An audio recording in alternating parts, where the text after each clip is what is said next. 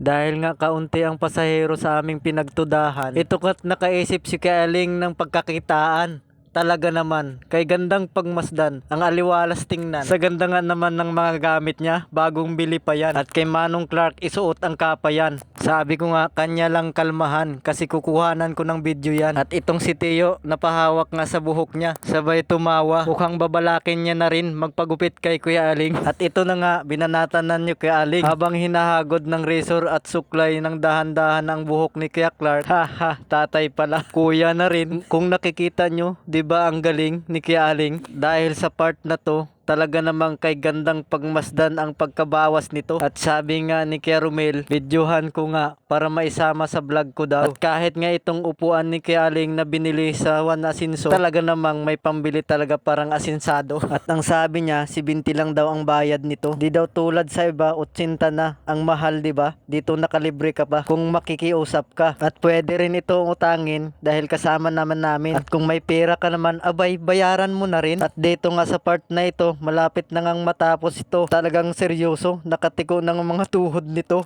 At talagang tumawa sa hanga si Tio sa mga banat ni Kuya Aling. Diba ang galing? At dito na ngang mag-i-ending.